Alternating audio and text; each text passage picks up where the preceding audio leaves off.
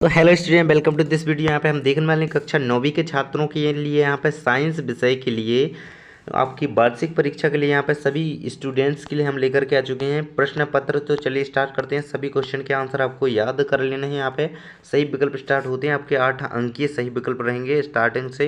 यहाँ पे बर्फ़ का गलनांक होता है, तो यहाँ पे इन में से बर्फ़ का गलनांक यहाँ पे 273 केल्विन होता है। यहाँ पे ऑप्शन नंबर ए आप याद रखेंगे, बर्फ़ का गलनांक कितना होता है, 273 केल्विन। अगला क्वेश्चन है आपका, तंत्रिका ऊतक की कार्यात्मक इकाई होती है। तो न्यूरॉन जो है तंत्रिका ऊतक की कार्यात्मक इकाई होती है। अगला क्वेश्चन है, दो या दो से अधिक पदार्थों का समांगी मिश्रण कहलाता है, तो उसे हम विलयन कहते हैं। विलयन आप आंसर याद रखेंगे, है ना। अगला क्वेश्चन है आपका, मोमबत्ती का जलना है। तो मोमबत्ती का जलना एक रासायनिक परिवर्तन है, तो यहाँ पे केवल रासायनिक परिवर्तन आपका आंसर हो जाएगा। अगला क्वेश्चन है आपका, मैग्नीशियम क्लोराइड का सूत्र होता है। तो मैग्नीशियम क्लोराइड का सूत्र क्या होता है, MgCl2 होता है। यहाँ पे आंसर याद रखेंगे। अगला क्वेश्चन है, आत्महत्या की थैली के नाम से किसे जाना जाता है।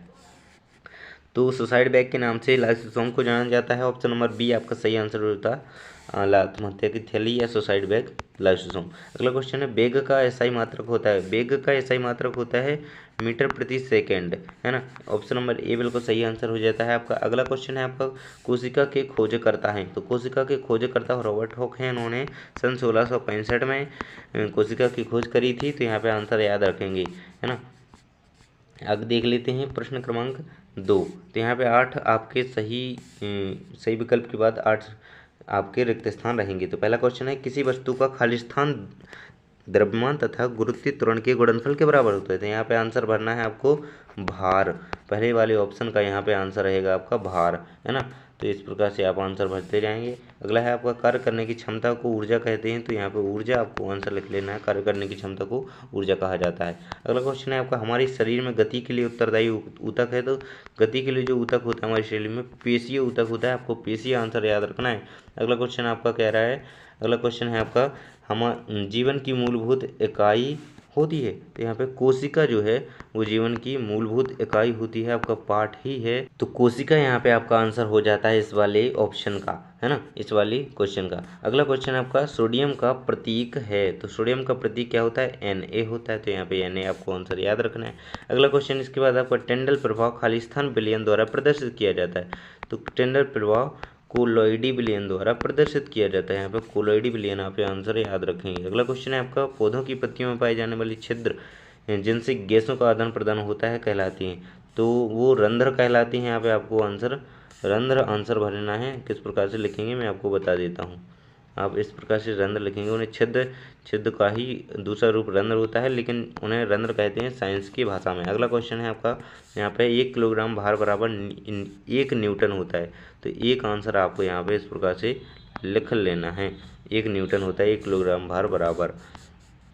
आगे देख पा रहे होंगे आपकी सही जोड़ियाँ स्टार्ट होती हैं। तो यहाँ पे ब्रोमीन आपके धातु है और घेंगा रोग आयोडीन की कमी से होता है। क्लोरोफिल पत्तियों में पाया जाता है। फ्लोएम जो है भोज्य पदार्थों का संवहन करता है पौधों में। और केपलर ने ग्रहों की गति संबंधी नियम प्रस्तुत किए थे। जाइलम जल का वहन करता है पौधों में। और गति का द्वितीय नियम जो है न्यूटन द्वारा दिया गया था, F=ma। तो इस प्रकार से आप इन सभी को याद कर लेंगे। इसी प्रकार से आपको याद कर लेना है। आगे बढ़ते हैं हम। एक शब्द या वाक्य में उत्तर दीजिए। आपके 7 अंकीय पूरे ये कंप्लीट होंगे। यहाँ पे आप देख पा रहे होंगे कि क्वेश्चन है आपका, न्यूट्रॉन की खोज किसने करी थी। तो न्यूट्रॉन की खोज जो की थी, जेम्स चैडविक नामक वैज्ञानिक थे एक, उन्होंने चैडविक ने न्यूट्रॉन की खोज की थी, है ना। तो यहाँ पे आपको चैडविक याद रखना है नाम। अगला क्वेश्चन है आपका, डीएनए का पूरा नाम लिखिए। तो डीएनए का पूरा नाम आपको इस प्रकार से लिखना है, डीऑक्सी राइबो न्यूक्लिक एसिड।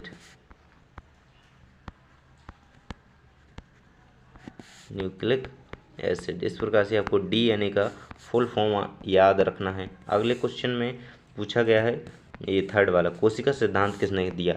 तो 2 वैज्ञानिक थे कोशिका सिद्धांत देने वाले, स्लाइडेन और स्वान, है ना।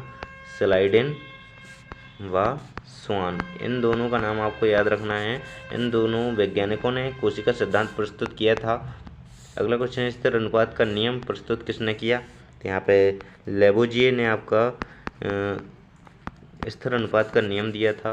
तो आंसर याद रखेंगे।